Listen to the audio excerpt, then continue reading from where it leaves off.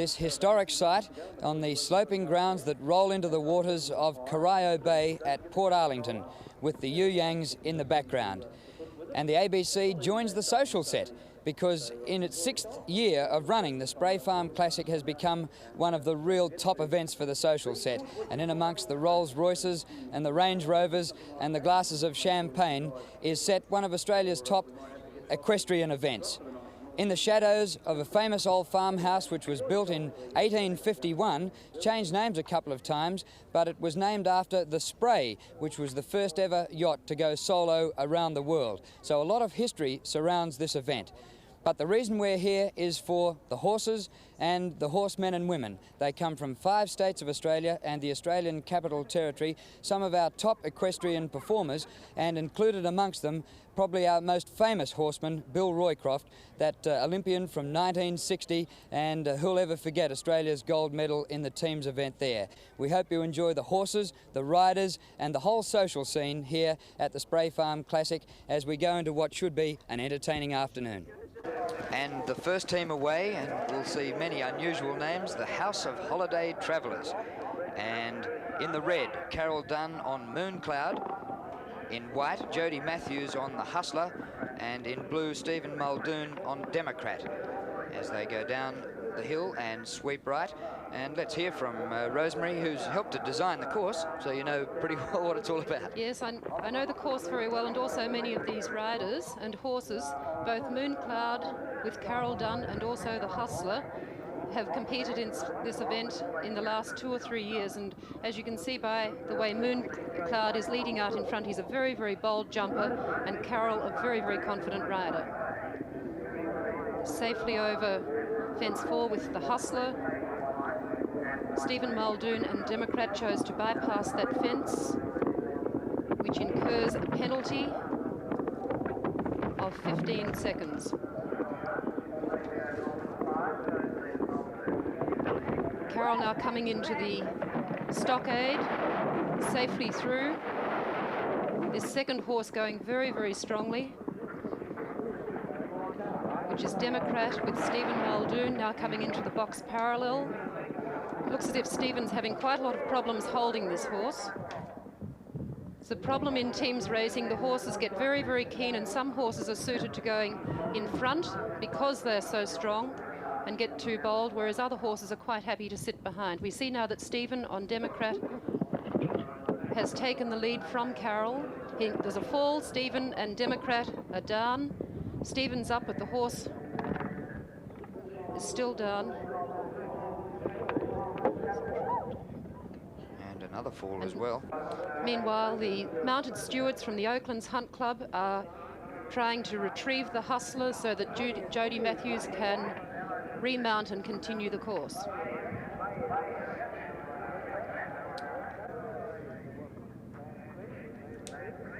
Now back to Carol now, and Mooncloud up over the fallen log, and now Carol proceeds towards the water jump, which usually produces some spectacular leaps.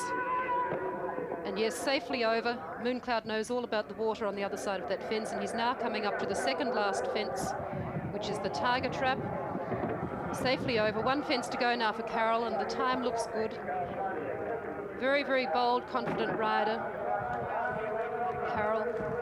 And up through the finishing flags for a very, very good round.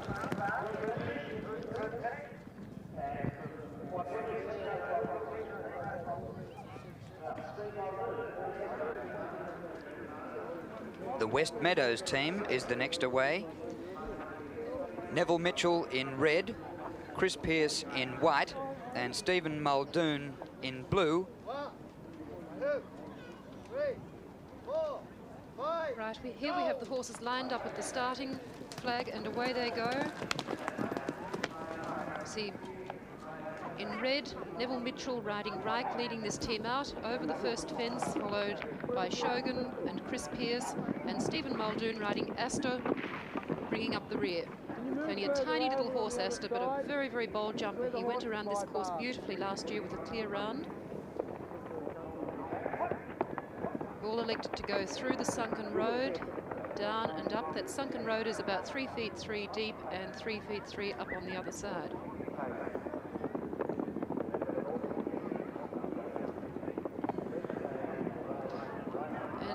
Neville Mitchell and Reich leading this team now. Reich is that's happened to several horses. They've just taken a little bit too big a turn on that, and Reich has elected to bypass that fence and go onto the tanks. They just couldn't quite get around onto that fence, and the horse resisting and evading and ducking off to the left. Well, it's set up like a barbecue table with people there and all. I Yes, wonder if that puts the horses you can hardly blame them, can you, Drew? They look at that and think, well, no, I really shouldn't be jumping a picnic table, particularly with people sitting at it, and I suppose you can hardly blame them.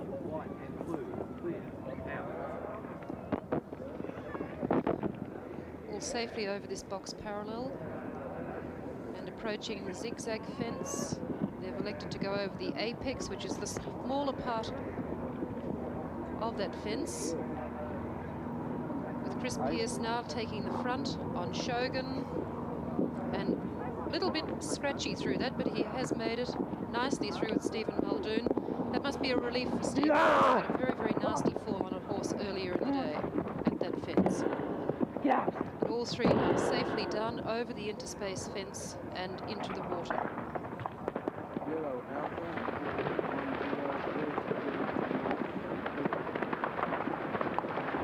This horse looking very bold. He's got his ears up, looking for the next fence. This is Shogun and Chris Pearce. Interesting to see if he's still as bold when he gets up over this rather steep embankment. You can see him working over the tire fence. You can see his ears are back now. He's not quite so keen. The horse that was leading this team, Reich, with Neville Mitchell, is now bringing up the rear. Whoops. It was a rather awkward jump by little Astor.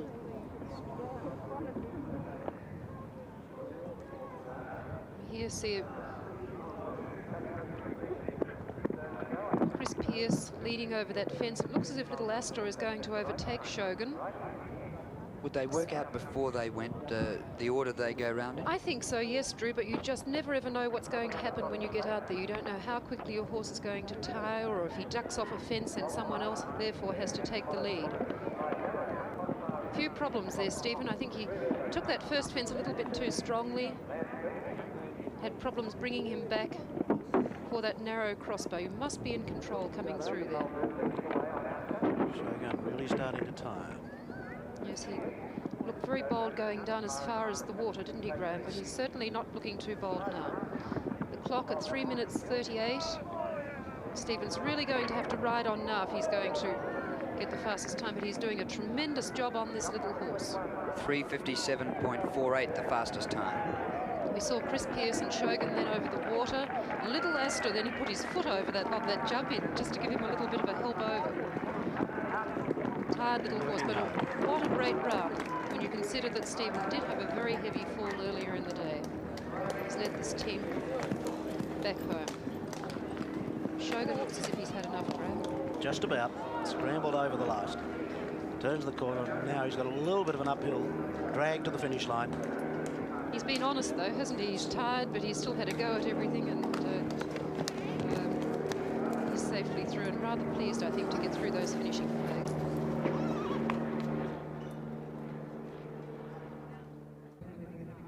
So Stephen Muldoon, after a fall earlier on, did a clear round with Astor in the time of 4 minutes 7.75 seconds.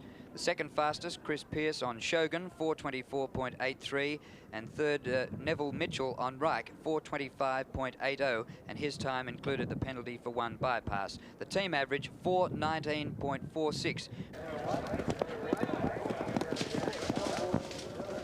And away with the Balmedman Scrubbers. Wonderful name. Darryl Morton on Simon, Corinne Morton on Red Coral, and Trevor Morton on Ziggy, a family affair. Yes, we had Trevor Morton with Ziggy in this event last year. I don't remember the other two members, but they're very, very nice to see a family team like this, and they all look as if they're doing very, very well at this stage. With Darryl Morton on Simon out front, coming around now to the picnic table, beautifully decorated. And second over the fence is Trevor Morton on Ziggy, and bringing up the rear, Corinne Morton on Red Coral, coming down now to the big tank. Now this tank is 4 feet out of the ground, so 4 feet high. It's sunk into the ground, so it's 8 feet in diameter and 4 feet high.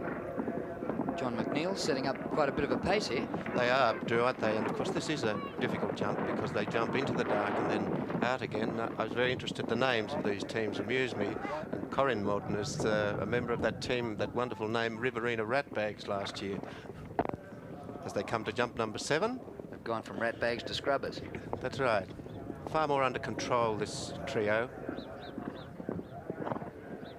Very important that they be in control coming into the zigzag fence or the noughts and crosses fence, because this is a bounce through the center, very, very short stride. You can see the horses just land and take off. Now, if the horses come in too fast to that fence, they land too close to the second part of it, and they can't get their front legs up out of the way in time to clear the fence. Down from here into the waters of Corio Bay. What's the situation with the tide there, Drew? Is that in or out? Looks like that will be up later in the afternoon, and they'll go far deeper into the water then. Yes, last year, in fact, the horses were well up, water was well up into their chests and halfway up their sides, so it makes it a little bit heavier going too, a bit harder. It takes a few seconds longer to get through that water when it's deeper. These riders are fortunate that they don't have too much water to negotiate at this stage. across the flat now to jump number 13, the hunting panel, and a chance just to gather their breath and set sail then for the hanging rail at jump number 14. This is a well-drilled combination. Daryl Morton on Simon in red. Corinne Morton on Red Coral is in white. And the blue, Trevor Morton on Ziggy. At 15, the log and rail. All safely over. Now, it's interesting to see the control of this team. They're well spaced, that the horses are not too close to each other. They can see the fence in front of them over the little crossbar. Now, every year we have problems at that fence because it's a narrow fence, and if the riders bunch up too much and get too close together, it's dark under there and the horses can't see the fence in front of them. Now to the uphill log at number 19, and from there to the water jump. I was interested, Rosemary, to see the first team go. They take the landing to the left-hand side of the jump, but this one straight into the water. Straight into the water, yes. That is a difficult jump. The landing there is some 2 feet below the takeoff point. That's correct, yes. Yes, and it's a little bit easier on the left-hand side. Up to 21. Have here Daryl Morton, one fence to go on Simon. His time's looking extremely good. This is an excellent round by Daryl Morton. We can see the team members coming, both Coral and Trevor. Right, and that's 3:57.48 for Daryl Morton, and they're all pretty close, all in under 4 minutes and 3 seconds, so that's a good overall team time. I think our average time last year, Drew, was something like 3:59, just a little over 3:59, so you can see that that was a good combination. And the official result for the Barmedman Scrubbers: Simon, the fastest through with Daryl Morton, 3 minutes 57.48.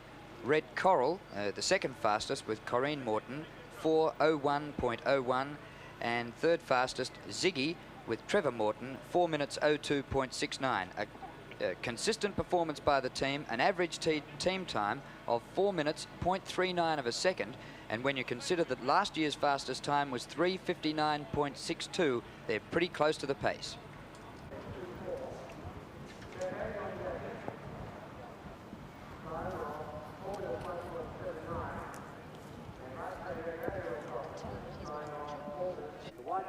And now the general credits team, and two of the members of this team were in that fastest team from last year, John Daffy and Barry Roycroft. Two of the Roycroft boys here, Clark Roycroft on Cranby in the red, in the white, John Daffy on Jacko, and in the blue, Barry Roycroft on Last Tango. So two of these three had the fastest team time last year, and they may put up something here for everyone else to chase.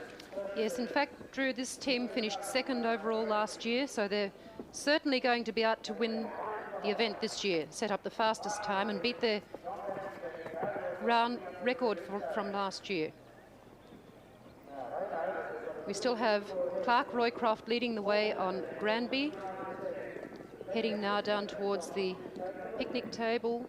You can see the skill of these riders and the class of these riders, the control. Over fence 4, all safely over, riding fairly closely together, this team, not wasting any time. No, they're very much under control, Rosemary, and seeming to take the shortcut as they come to the tanks. Approaching now the stockade. As you can see, the spacing between the team just sufficient that the horses can see the fence in front of them. That's Barry Roycroft on Last Tango, coming out of the stockade, and from there to the box parallel. And all safely over the box parallel, riding on now to the zigzag fence. And almost a stop there for Clark and Granby. Bit of encouragement from the rider, and he was safely over. The rest of the team following safely through. Down to the noughts and crosses as they start the downhill run. And the landing on these fences on the downhill slope is a little tricky, Rosemary. Yes, it is. Especially with the amount of rain that we've had. The ground is a little bit soft and the horses would be feeling their footing a little, having been accustomed to dry going for so long. Down towards the bay, into the water, and the turnaround. These fences coming back up the hill are relatively easy fences in themselves, but it's a very, very steep incline here, and it really is quite taxing on the horses. You can see here, straight up the bank, a little drop over that fence and up and over the tyres. Certainly if the horses were pulling before they got to this stage, they've relaxed and settled down now after that strenuous exercise coming up over the bank. Yes, very much off the bit as they take the hunting panel, Barry Roycroft there, and then head towards the hanging rail. This is the team, Rosemary, I think that you think might be favourites for the event? Yes, I think this team, or maybe the team to follow, the Red Tulip team, which also is made up with Barry Roycroft and John Daffy, and has the third team member of Peter Young. What's the ideal spacing?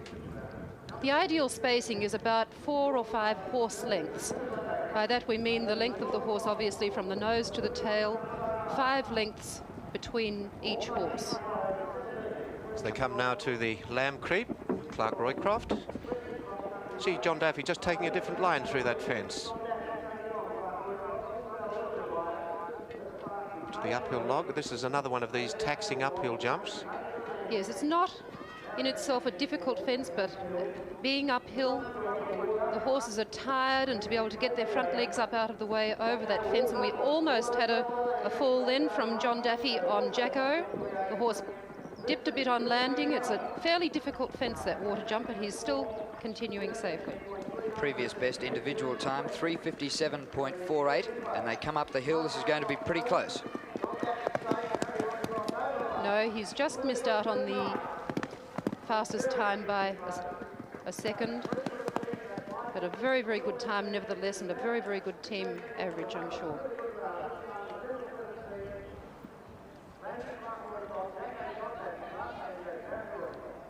And the General Credits team with an average time of 4:01.68, so they didn't catch the youngsters from Barmedman. Clark Roycroft on Granby, 3:58.24. John Daffy on Jacko, 4:01.79. And Barry Roycroft on Last Tango. He was the one who cost the team perhaps the fastest time with his 4:05 dead. An average team time of 4:01.68, and that's 1.3 seconds outside the fastest. 5, 3, 2, 1, go! Now, the next team away, the lovely name, Two Blokes and a Sheila. In red, Cinderino Russell Duver. In white, Ben with Wes Rogers. And in blue, Mr. Boo, Jane Burvling. Yes, and we have Ben with Wes Rogers leading right out in front of this team, going very, very boldly. Has decided to go up over the bank, but Ben has different ideas there. So he's decided now to take the alternative, and he's gone down through the sunken road. With Cinderino and Russell Duver coming in second position, and Jane Berveling and Mr. Boo bringing up the rear of this team. Across now, he's taken the picnic table the opposite way, Rosemary. Yes, that will probably cause him that to be counted as a bypass of the fence. The fence must be jumped in the manner that we have just seen Cinderino and Russell Duver jump. That's with the small red flag on the right-hand side of the rider as he takes Correct. the jump. In cross-country events and even in show jumping, where there are flags, the red must be on the right and the white on the left. Here we see Ben and Wes Rogers coming into this fence. He's jumping very, very strongly, this horse. And back to Cinderino, jumping calmly. See, this horse is pulling, going very strongly. Back to Cinderino. Lovely, calm going horse, this fellow. We seem to have lost the third member, Mr. Boo and Jane Berveling. Takes the smaller side of that jump. Heads down towards the noughts and crosses as our leader goes now down towards Corio Bay. And Cinderino, a bit of trouble there over that fence. You could see he jumped a bit big over the first part, got himself too close to the second part and had to jump up in the air to get out of trouble. Scrambled over that. It's not a big fence, but jumping almost, it's called the interspace, and that's exactly what it looks like as the horse is approaching it. He can't see where he is going to land. Quietly down over the stones, through the compulsory turning flags, and back up to negotiate these other fences. We go through to Ben, and goodness, he's still going very, very strongly. I'm sure he won't be going quite so fast coming up over the last few fences. It's going to be interesting to see his time. I think he's probably about the boldest runner we've seen so far, Rosemary. Yes, I would say so at this stage. Right, and you can see him really striding out there, looking for his fences, going up to jump the logs and in over the little cross rail. This crossbar in the boxthorn is a very narrow jump, and it must ask a question of a horse's courage too as he comes to it, Rosemary. Yes, it certainly does, and of his honesty, I think. It's just a little bit awkward there at the... Yes, going back there now we can see Cinderino coming over the hanging rail. As Ben takes the uphill logs and now heads for the water jump. 3 jumps left to go. A time of 3:38, 3:39 at this stage. It was a lovely jump over the water. I thought perhaps he was going a little bit strongly at that fence and he might have lost his footing on landing, but he jumped it extremely well. He's well off the bit now, Rosemary. Yes, he's not pulling any longer. 3:57.48, the fastest time. He's not going to get that. No, but a very, very good run just the same. And as we said, the horse is certainly not pulling now. And back to the second horse now. Also another bold combination. Right, and here we see him over the logs and then progressing on to the water jump. It would seem that the third member, we just caught a glimpse of her there, coming up in the background. At the Right. water. And Back in the boxthorn. Mr. Boo and Jane Berveling come back to Cinderino over the tiger trap now. He's still going fairly strongly, this horse. And the time of the Bar Medman Scrubbers is looking very good at this stage. Yes, this team certainly won't be any threat to them. Right, and Cinderino and Russell Duver through the finishing flags. Mr. Boo coming on now to the uphill, oh no, to the water. This horse is in very big condition too. He doesn't look as if perhaps he's as fit as he could be. He's run a little that way too, Rosemary. Yes, he has. Decided to pass that fence by. Now this horse, interestingly enough, fell at that fence last year when ridden by Andrew Harris. The horse had gone around very, very well and just pecked a bit on landing and fell at the water, so no wonder he was thinking twice about it this time. Jane is another one of the many riders who's come up through the pony club ranks too. Yes, she has. Yes, and she's been competing in a 1-day and 3-day eventing in the last few years very, very successfully with this horse. And the time for Two Blokes and a Sheila, the fastest, Ben with Wes Rogers. He had one bypass, which cost him the penalty of 15 seconds for a time of 4:17.88. And second fastest for the team, Cinderino, Russell Duver, who had a clear round for 4:50.01. And the third fastest, Mr. Boo, Jane Bervling, who had 3 refusals and a bypass for 6 minutes 7.80, and the team average 5 minutes 5.23. And now the next team, the Dandenong Delinquents, in red, Shikra, John de Vallen, in white, Sunny, Max Rawlings, and in blue, St. Roy, Bruce Anderson. The team time to beat is that set up by the youngsters in the Barmedman Scrubbers of 4 minutes 0.39 of a second. The fastest individual time is by Darryl Morton from that Barmedman team, 3:57.48. And the fastest ladies' time, the House of Holiday Travellers, the first team out today, Carol Dunn, who rode round in 4:03 dead. The horse out the front here, Shikra, is a very, very experienced horse. He's competed here at Spray Farm every year.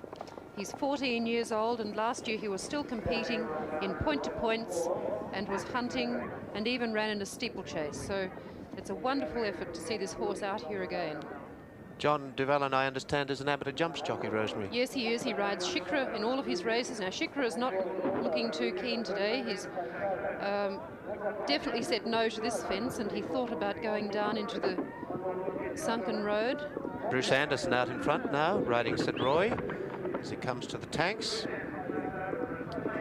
Followed by Shikra and John du Vallon and Max Rawlings. Oops, that was a no, and then a very last minute yes by Sunny. You notice that I think that John de Vallen actually had a miss there at the tanks. Yes, he did. He passed the fence, so he's having all sorts of trouble with this horse, which is so unusual.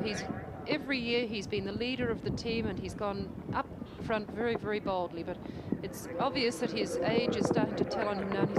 His way of saying that he's just about had enough. Back to Bruce Anderson and St. Roy. St. Roy actually looks a little strong too, Rosemary. Yes, he does. I noticed that he was going very, very strongly over the first few fences. And you can see there Bruce has got his feet pushed right through the stirrups, and he's got his reins bridged and hanging on. It's interesting that our fastest time so far, the Barmedman Scrubbers, were probably the most disciplined, even-going team That's that right. we've seen. That's right.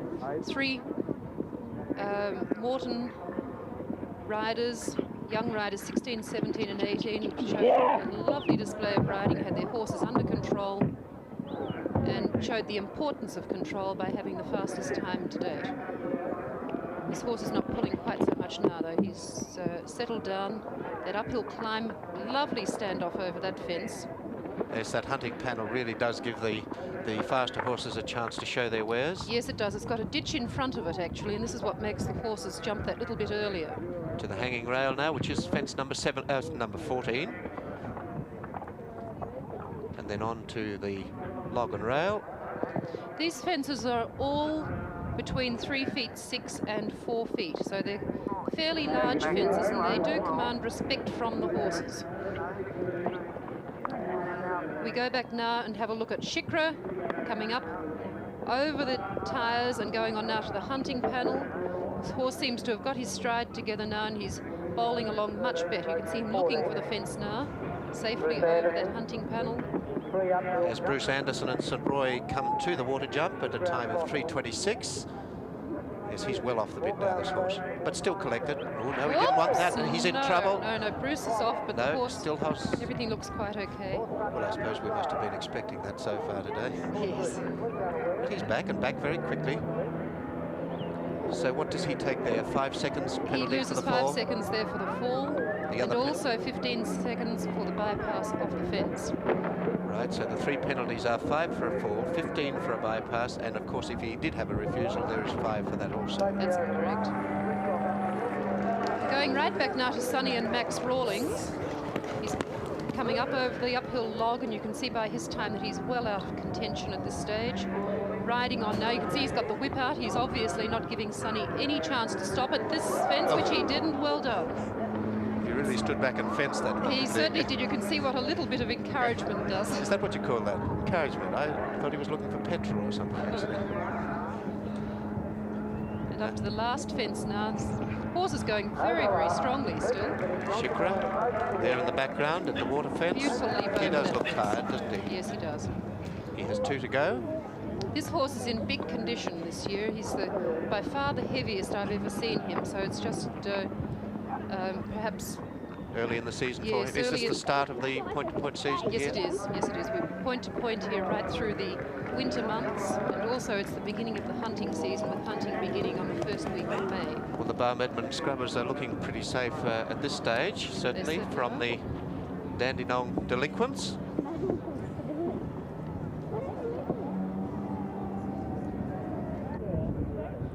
And the team average time for the Dandenong delinquents, 4:54.26, 54 seconds behind the fastest team. The fastest within the Dandenong delinquents, Bruce Anderson on St. Roy, 4:25.67, and the time includes penalties for 1 bypass and a fall. Max Rawlings on Sunny getting 4:47.47 after 2 refusals, and Shikra ridden by John Devallin with 5:29.64, including penalties of 3 refusals and 1 bypass.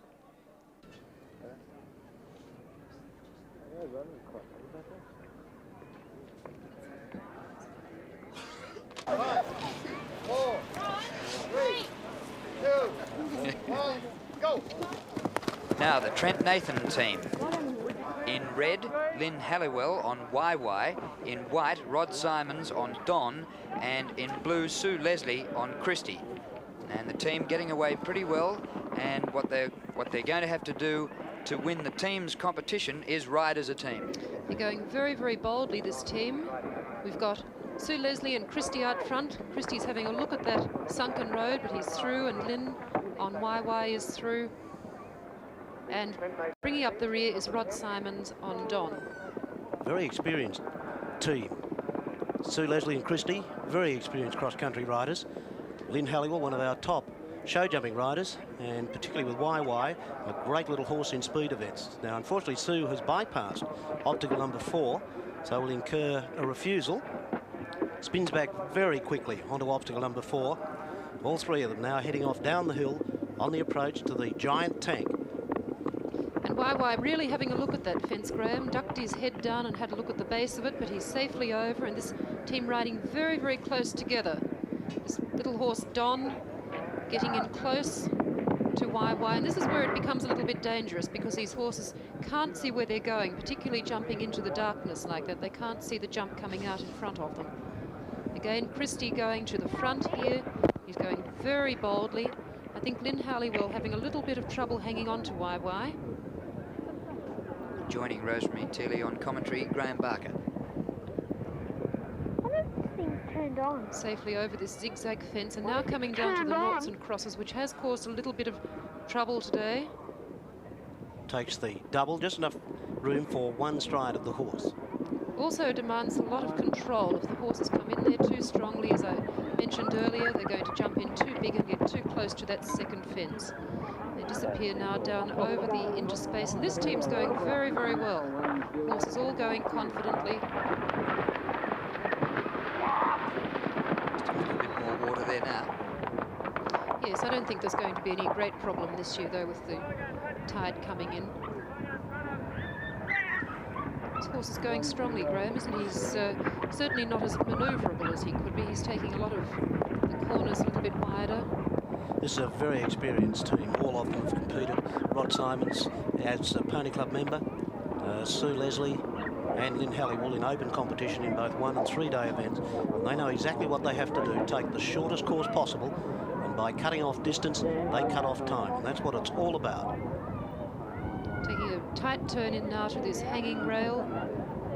See there, Christie, as Graham said, wasting no time over that fence. Lynn Halliwell bringing up the rear.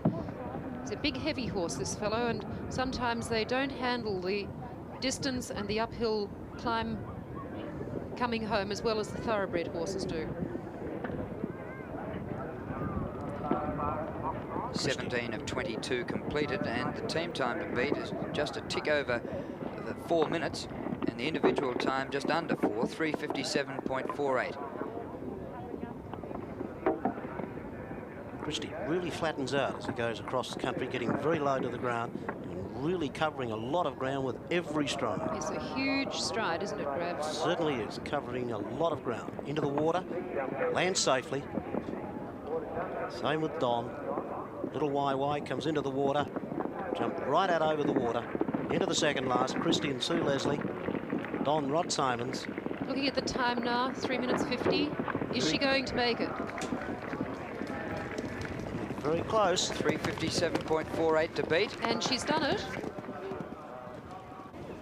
And that's the first time that 2 riders have got under 4 minutes, and so they could give the team trophy a bit of a nudge. And the refusal by Christie for Sue Leslie has cost the Trent Nathan team the overall lead and has cost Sue Leslie the individual lead, because she was penalised 5 seconds for her refusal, which takes her time to 4 minutes 2.23. The fastest was Rod Simons, who had a clear round on Don, 3:59.64, and Lynn Halliwell, 4:03.08 on YY. The team time of 4:01.65 is behind the overall leaders, 4:0.39, and they're in second place by barely 3/100ths of a second. 5, 4, 3, 2, 1, go! The Chasers Nightclub team away with, in red, Melinda Williams riding Dynamite, in the white, John Shaw flying high, and in the blue, Stephen Earl on High Calypso. We had Melinda Williams and Dynamite safely over the first 2 fences. We had a problem there with a run out with one of the other team members. We here have Flying High and John Shaw safely over the second fence, and Melinda's got problems going down into the sunken road. High Calypso and Steve Earl safely through. Interesting to see this horse has blinkers on, which we usually only see on the racetrack. He's obviously worried about things coming up behind him, and the rider feels that he's, with blinkers on, he's going to look straight ahead of him and watch what's happening in front.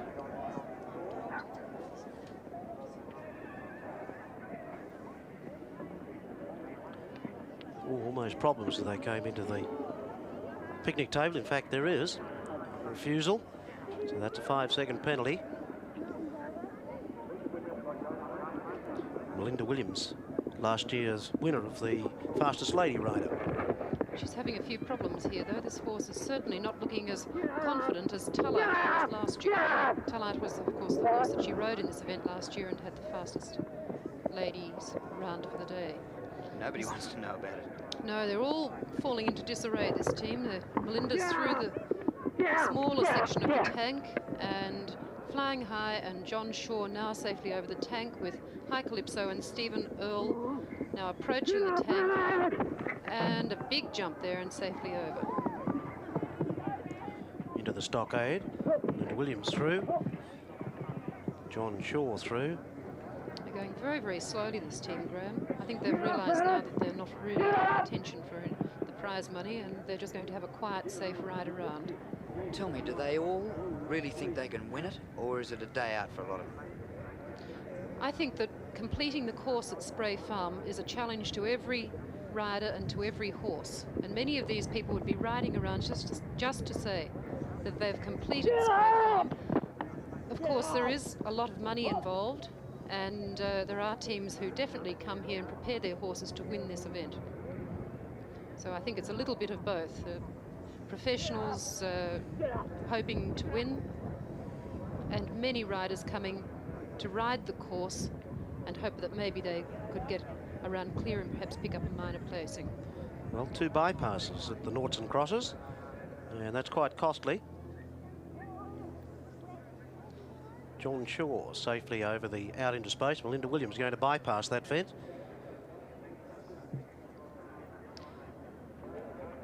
So penalties mounting up as this team go around the 22 obstacle course.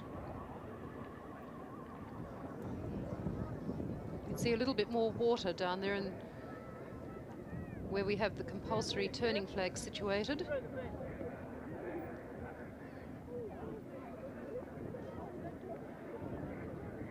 Very tricky and testing fence coming uphill. See there, the horses Whoa, take whoa. off. Whoops, she's nearly off. I think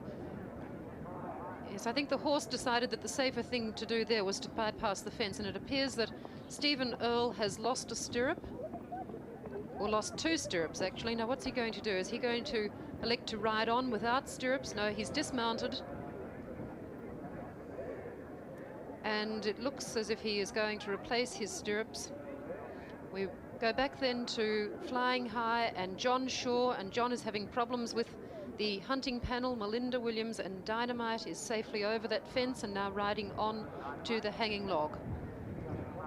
We see there Ron King helping with those stirrups to replace them onto the saddle so that Stephen can return to the course. Melinda safely over that fence and approaching the log and rails.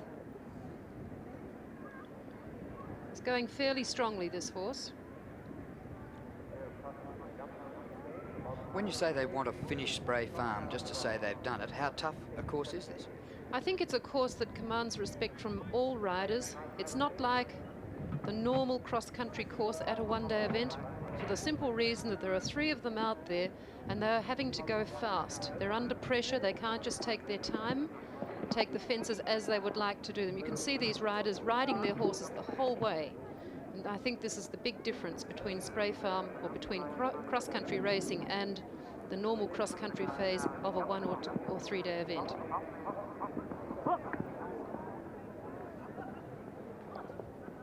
Melinda now riding into the water jump. And we see the time of 5 minutes 22, so Melinda's certainly not in contention. We nearly had another fall. John Shaw did very, very well to stay in the saddle then. And a tired Flying High coming up now to the Tiger Trap.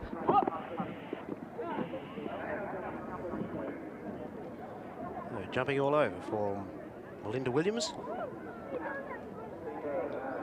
Her completed time, 5:44.87. There'll be some penalties to be added in yet. We can see they're trying to get the strips organised here. Ron King, as we mentioned earlier, the huntsman in charge of the hounds at the Oaklands Hunt Club, very, very competent horseman, is trying to get those stirrups organised for Stephen Earle as quickly as he can. Right, it looks as if the everything's organised. Now what's he going to do? I think the horse is wondering too. He's got a look of bewilderment on his face as to what is about to happen.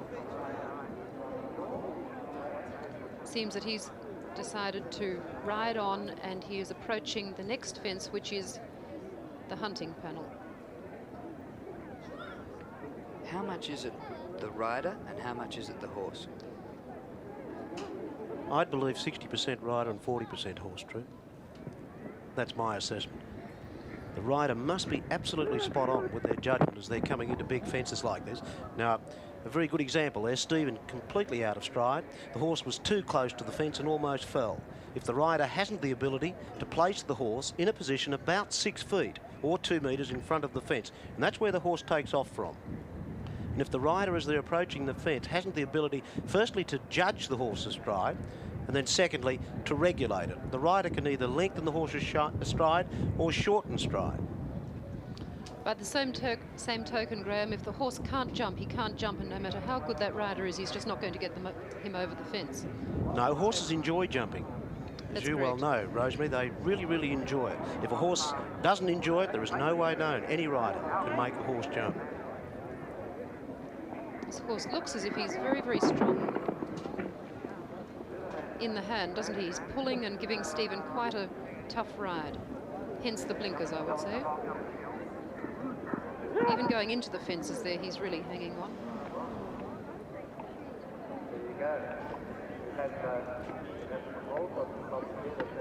Water must land well out over the water or he'll be in trouble. Lovely jump over the water. And then right on the edge.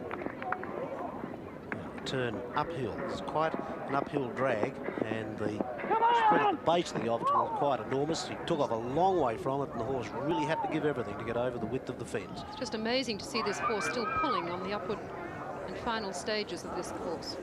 So Stephen Earle on High Calypso finishes the course. It's only academic from an individual and a team point of view, but after his early problems, he did well to get through the course.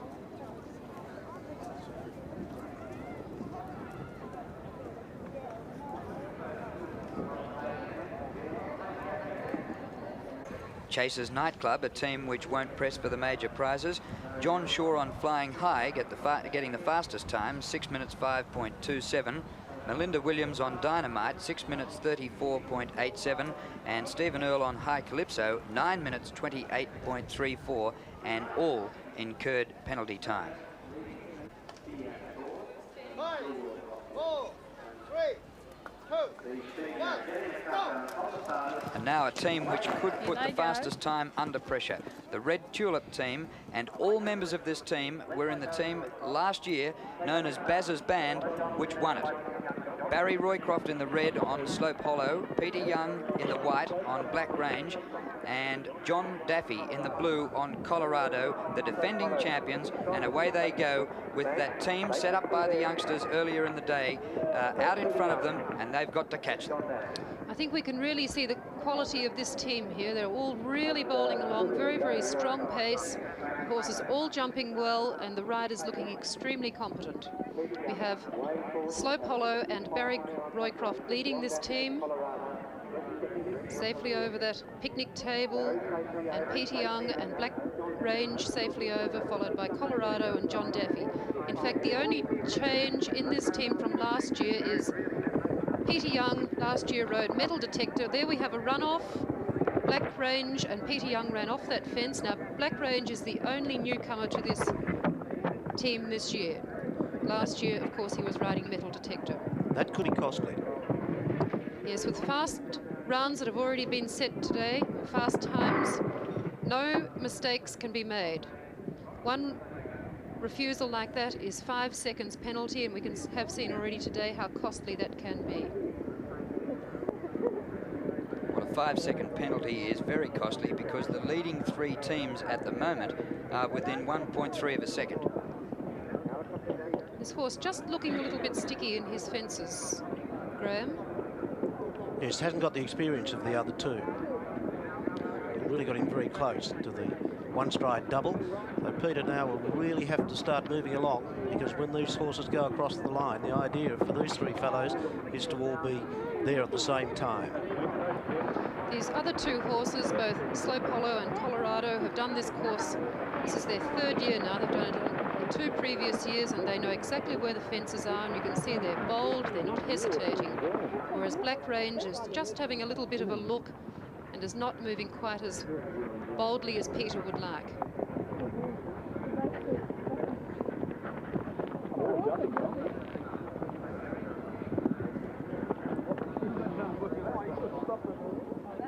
Barry and Slope Hollow still leading this team over the hunting panel, and sitting very, very close behind him is Colorado and John Daffy.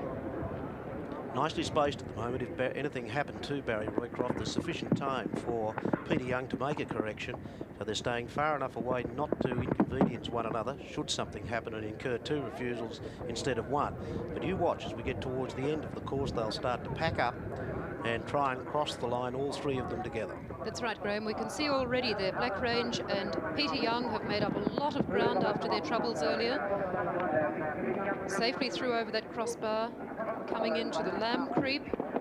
Starting to pack up a little bit now. The only fence they really have to watch now is that water jump. If they get too close there, they can get into problems, particularly if one horse pecks a little bit on landing. Getting close to 3.5 minutes gone. Big jump there by Slope Hollow. And that's a spectacular sight. Both Black Range and Colorado jumped that fence together. Perfect unison. Any time under 4 minutes will give the team a great chance of taking out the team trophy. The fastest individual is 3:57.48, and they could all be close to that. That was a near fall then by Black Range and Peter Young. He's really had to nurse this horse around the course. You can see the reins loose there, and tremendous effort.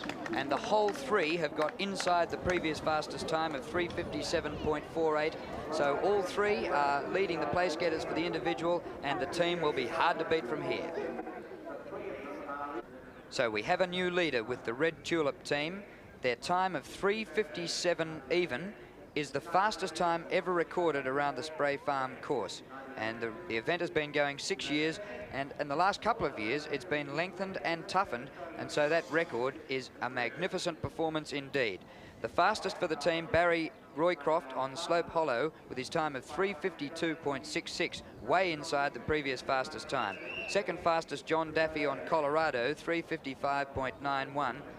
And Peter Young isn't now the third fastest individual in the event, because his 5-second penalty for one refusal blows his time out to 4 minutes 2.44. But Red Tulip now the team to beat in a fantastic performance around Spray Farm. Now a team which has tremendous interest. They call themselves the Beginners, but they're not really. It's the famous Roycroft family with Dad Bill, who's in the red on Long Ben, Barry Roycroft, who's riding for the third time today. He's in the white on Winter Well, and Clark Roycroft in the blue, riding Carastana. The most famous name in Australian equestrian events, and Bill Roycroft there on the right-hand side in the red, in his last competitive ride, a gold medalist for Australia at the 1960 Olympics in a famous event where he won the gold with his arm in a sling. And here they go, and the time they have to beat was the time set up earlier by Barry Roycroft and his team of Red Tulip. So Barry's trying to beat his own time, and Father Bill is trying to get the team time with the aid of his two sons. Yes, and here we have Bill leading the two boys around this course. I don't know these horses. I assume that they're young horses. They're having their first ride around Spray Farm, and so obviously they'll all be having a bit of a look at these fences. But very, very competent riders on all three horses. Watch the old master. Just watch him cut off ground. Yes, he will cut every corner and will not cover an inch of this course that he doesn't have to cover. The only thing is, of course, a fence like this, you see the horses spooking at this fence. He says, I'm not supposed to jump picnic tables with people sitting at it. Turned with only 2 strides to go into that fence.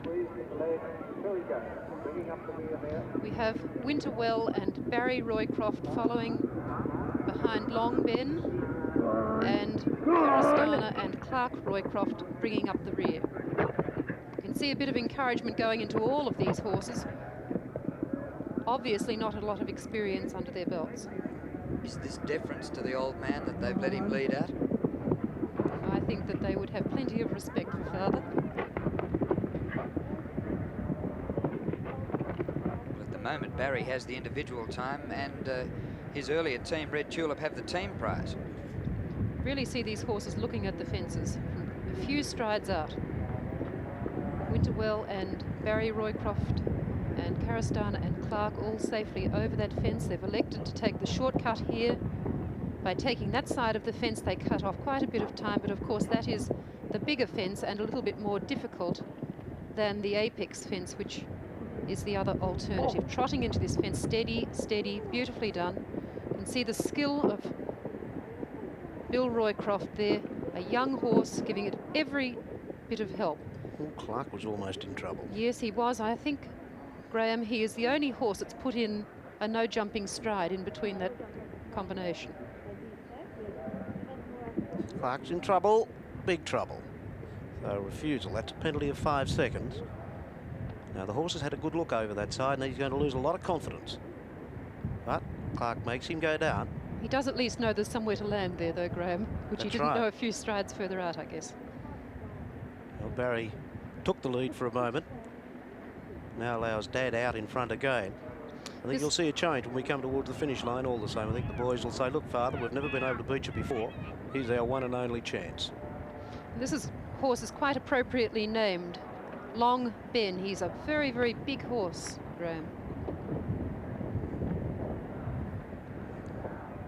Because Bill is quite a tall man, and for him to look as small as he does on a horse indicates that this horse is very, very tall and quite a strongly built horse with it. Because the Roycroft boys have no mean record as well as their famous father. Each of them have been to the games with their father and represented Australia. Bill, of course, represented us in 5.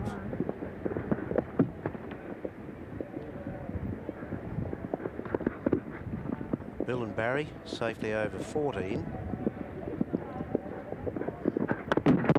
Interesting to watch the tremendous balance of Bill Roycroft when he's riding a horse cross country. He never puts any more strain on that horse than he needs to. Perfect balance the whole way.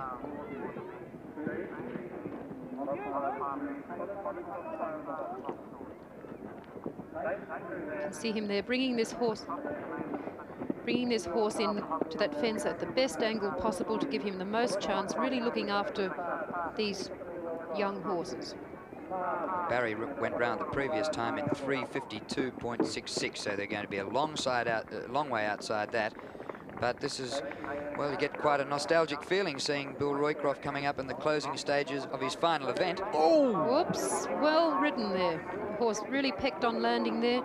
Almost knuckled over, but the experience of Bill there holding him on his feet, and you can see they're riding this second last fence without one stirrup. That won't worry Bill, though. I'm sure he could have ridden the whole course with none. Well, what do you say? Guy in his early 60s would still ride a horse like that. It's absolutely one. Over a minute slower than Barry's time previously. Barry's finished. Here comes Clark, the final member of the team. Over the last, just stretching on up the hill through the finish line, and that completes the beginners team. Certainly a job well done there. The horses, or the team obviously named after the horses, the beginners. An inexperienced team, and those 3 riders did very, very well to get them around the course safely. The beginners, ironically named the famous Roycrofts, and Bill Roycroft, the fastest time, 4:56.27 on Long Ben. Barry Roycroft on Winter Well at 5:01.93, and Clark had 1 refusal and a penalty riding Karastana, and his time 5:16.76. Their team time of 5:04.99, over 1 minute 11 seconds outside the fastest time, but it was still great to see the Roycrofts go round. Well, Bill, correct weight. Is that to be your last? Yeah, I think so, yeah. Now, Barry... You know, it's a marvellous thing. Now, it didn't give me a pleasant ride, that horse, because, you know, all the people around the jumps, he was shying at the people, didn't want to go near that. So he's very green, and when we said we were... But we put ourselves down in the program as... the beginners. The beginners. The beginners. Now, they are beginners, those 3 horses. And they can be damn difficult horses to ride. But jumping-wise, he gave me a good ride round jumping. Well, Barry beat your time when he was riding for another team by over a minute, but you led them in that time. Was that any sort of a plan? Were the boys too scared to beat you? The boys have never been scared of me. But no, the thing was to go out and not do something silly and hurt a horse or hurt ourselves. And Clark on that little Cheston mare, she's very green and hadn't done much of this, you know. And to think that he finished up so close behind the 2 bigger horses was great. Bill, it's been so much a part of your life, 5 Olympics. What's it feel like to have ridden in your last competitive event? Oh, look, I'll fiddle around because I'm training horses all the time. And, you know, in our local shows, some 8 local shows, I will probably ride a novice horse or something like that. I'm not giving up riding, but competitively I will, yes. What about the boys for next year with the Olympics coming up in Los Angeles? Well, they've got to come up with a horse that's right up the top. He's got to be first, second or third in 3-day events. If they don't, well, you know, it doesn't matter because they're a Roycroft. Doesn't cut any ice at all, or it doesn't matter a damn who they are. They've got to come up with a horse and be competing well themselves.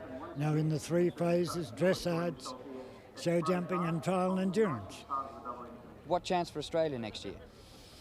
I always think Australia's got a marvellous bloody chance because I think we've got great horses and great riders. And over the years since I've been competing, we've got a hell of a good reputation overseas amongst the horse world. Will you be going yourself? Well, I'll go, but you know, I certainly won't be going as a competitor. maybe they'll see fit to give me a job as chef to keep or manager. If they don't, I'll pay my own way. Well, Bill, I feel really humble. I was 12 years old when you won that gold medal in Rome, and it's been great to be here to see your last ride today. Yeah, sure. Good on you, champ. Thanks a lot. Thanks, Bill. So it was really a day for the Roycrofts. For the second year in a row, Barry Roycroft won the individual fastest time on Slope Hollow, getting around in 3:52.66, an amazing time. And his teammate John Daffy, also from Red Tulip, had the second fastest. And needless to say, Red Tulip won the team prize in 3:57, the fastest time ever recorded in 6 years of competition around the Spray Farm course.